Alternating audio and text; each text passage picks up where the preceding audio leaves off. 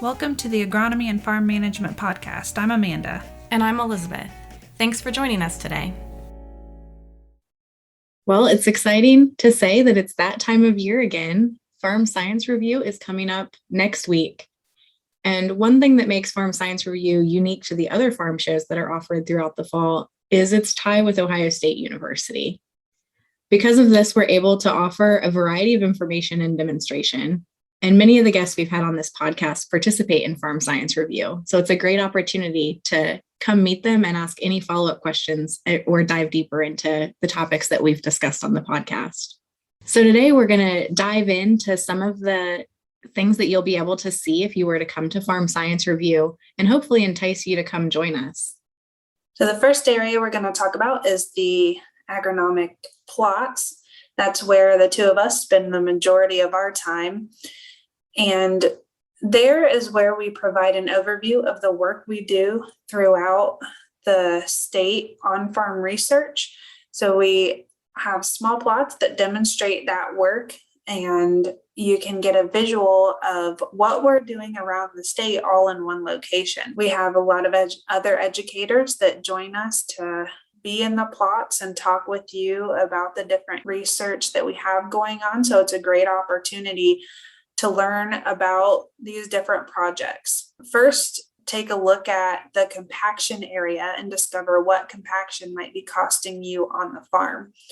Stop by and learn about pinch row compaction and management strategies. After that, you can move back through the plots and learn about managing the challenges you might face with cover crop adoption. We have some roller crimper, cereal grains, how you might use that to control those species. What species of cover crops survive under the corn canopy? We did some interseeding there as well earlier this spring, and some of them are growing well. Some of them struggle a little bit more. So see which ones work in that situation. We also have a residual herbicide plot with cover crops planted into that. So you can see which ones affect cover crop emergence more. And then in the Northeast, we were able to get some perennial and annual forages established. So you can take a look at those and talk with our forage specialists about increasing production. We also have a couple demonstrations on insect resistance and BT corn, and also management practices with ear rot. And then in the soybean area, we have management options for soybean cyst nematode and aphid, along with seeding populations. Make sure you stop in at the tent and say hi and pick up some of the resources that we'll have available. The 2021 eFields report will be there if you haven't got a chance to grab that yet. And we also have some virtual reality tours of the wheat breeding program and a lot of the different research stations around Ohio. We'll also have water quality associates on hand with related demonstrations and information and research and programs on how to improve water quality. One thing that's new at the Farm Science Review this year is the iFarm Immersive Theater. And this is something I'm really excited about. If you stop by the Immersive Theater, you're going to get an experience that's similar to going to an IMAX theater, but it features agricultural-based fields.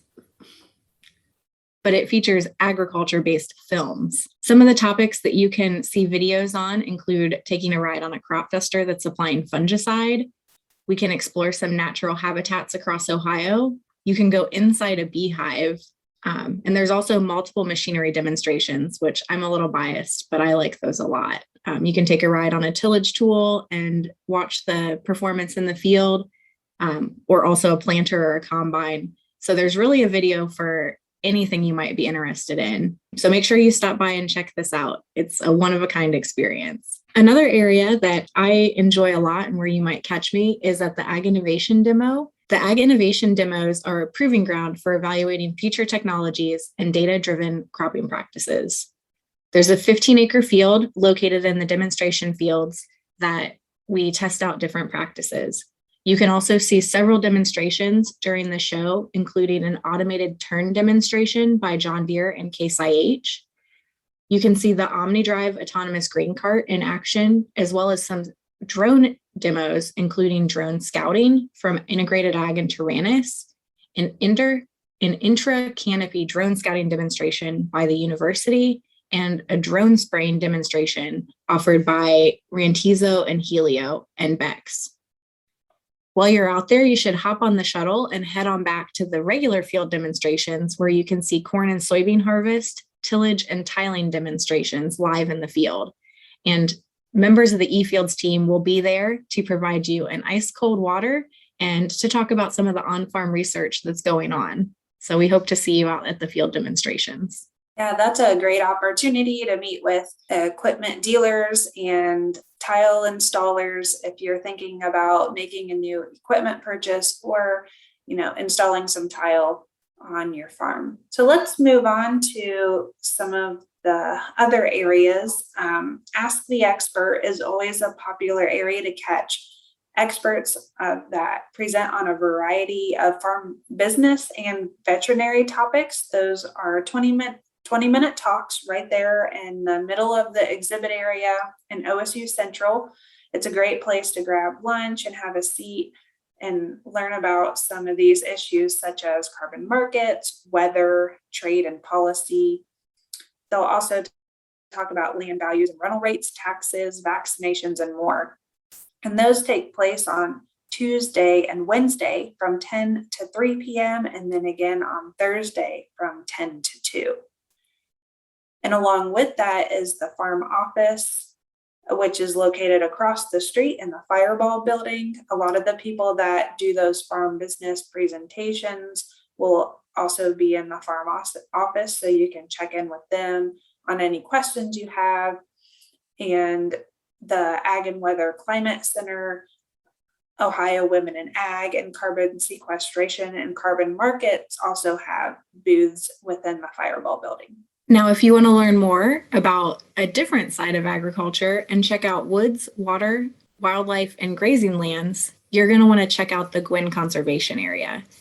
This is a nearly 70-acre demonstration site that houses a forest, a stream, a wetland, ponds, pastures, wildlife food plots, and trails that you can walk past all of these on.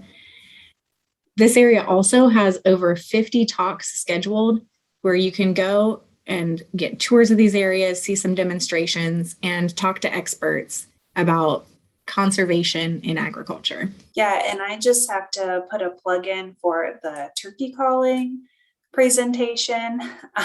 Bob Volker with the National Wildlife Turkey Federation Ohio chapter. On the side, I like to get out and hunt a lot, and I've worked with him on presentations before. He actually is a national let's see what the proper term is, Grand National Call Maker with the NWTF. So it's a fantastic opportunity to get someone who's very well known across the country in call making. Let him give you some tips on bringing those turkeys in. Also a good place to stop for lunch.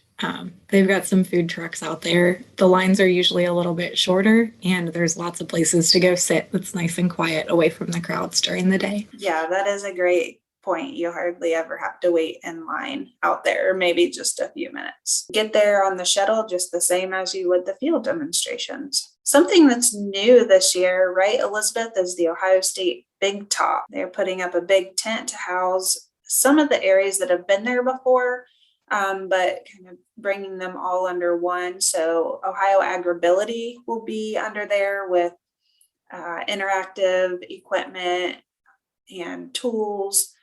There's some the Universal Design Garage and Farm Shop. Of course, that's in the McCormick building. Tips for gardening with arthritis. Some things like that will be under that big top, along with animal health. So if you have veterinarian questions, public health questions, if you're interested in vet med, you can stop in there. And then the on-farm energy tent has now moved underneath the big top as well. And they demonstrate ways farms can reduce energy use, lower energy costs, or produce your own. And Eric Romick, who was on our podcast about solar, will be there answering any questions you might have with the large scale solar or implementing some of these energy reducing practices on your farm. Another area that we think is important to highlight is agriculture safety and health. We've talked to Dee Jepson and several other folks on her team on the podcast several times. You can go meet them at the Farm Science Review, and some of the demonstrations they'll have on site this year include combine fire prevention, the green bin engulfment rescue systems, the green cart, which is a cool trailer where you can actually see green rescue in action being demonstrated. There's also going to be a green dust simulator and other rescue demos. So this is a good place to stop to really see what some of the best technology for improving safety on your farm may be. And you can also meet some of our awesome guests there as well. The Small Farm Center is a good place if you're interested in livestock or expanding to specialty crops, looking for something for the next generation to do to bring them back to the farm. So they have presentations in a building and a tent. They start at 10 a.m. each day. So make sure you check out that schedule as well.